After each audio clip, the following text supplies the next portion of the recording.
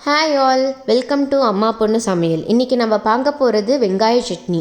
வெங்காய சட்னிக்கு ஃபஸ்ட்டு எடுத்த உடனே கடாய் வச்சுக்கோங்க. சூடானக்கப்புறம் எண்ணெய் ஊற்றிக்கோங்க.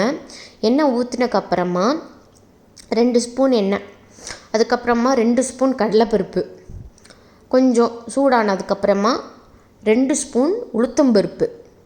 நிறையா பேர்த்துக்கு சமைக்கிறீங்க, 5-6 பேர் மேலே சமைக்கிறீங்கன்னா ஒரு 3-4 ஸ்பூன் கூட போட்டுக்கலாம். உளுத்தம்பருப்பையும் சரி கடலைப்பருப்பையும் சரி. அதுக்கப்புறமா என்ன பண்ணணுன்னா, கொஞ்சம் கலர் மாறினக்கப்புறமா பெரிய வெங்காயம் 4 வெங்காயம் கொஞ்சம் பொடிசாக கட் பண்ணி ஆட் பண்ணிக்கோங்க. அதுக்கப்புறமா கொஞ்சமாக இஞ்சியும் 12 பல்லு பூண்டும் சேர்த்திக்கோங்க. சேர்த்து இது எல்லாத்தையுமே ஒரு 3 நிமிஷத்துக்கு ஃப்ரை பண்ணிக்கோங்க. அதுக்கப்புறமா 12 மிளகா, அப்படி இல்லையா காஷ்மீரி மிளகாத்தூள், எது வேணால் உங்கள் டேஸ்ட்டுக்கு ஏற்ற மாதிரி, உங்கள் காரத்துக்கு ஏற்ற மாதிரி ஜாயின் பண்ணி, நான் 12 போட்டிருக்கேன்னு வச்சுக்கோங்களேன். 12 அரைச்சா எவ்வளோ வரும் அந்த மாதிரி, அந்த அளவுக்கு. அப்புறம் கல்லுப்பு, நார்மல் உப்பு சேர்த்திக்கலாம். கல்லுப்பு இப்படி தேவையான அளவு.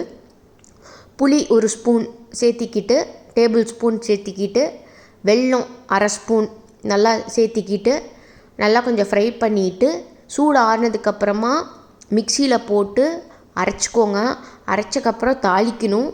தாளிக்கிறதுக்கு என்னென்ன தேவைன்னு உங்களுக்கு தெரியும். தாளிக்கிறதுக்கு ஃபஸ்ட்டு ஒரு டேபிள் ஸ்பூன் ஆயில் ஊற்றிக்கோங்க. அப்புறம் கடுகு சேர்த்திக்கோங்க. அப்புறமா உளுத்தம்பருப்பு சேர்த்திக்கோங்க.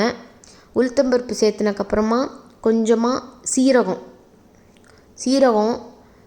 சேர்த்துனக்கப்புறமா நீங்கள் சிவப்பு மிளகா, கடலைப்பருப்பு, கருவேப்பிலை, அப்புறமா கொஞ்சமாக பெருங்காயம் எல்லாம் சேர்த்திக்கிங்கன்னா, பெருங்காயம் ஜீரணத்துக்கு நல்லது. எல்லாம் சேர்த்தி சட்னியில் ஊற்றிடுங்க. ஊற்றி உடனே மூடிடுங்க, வாசனையாக இருக்கும்.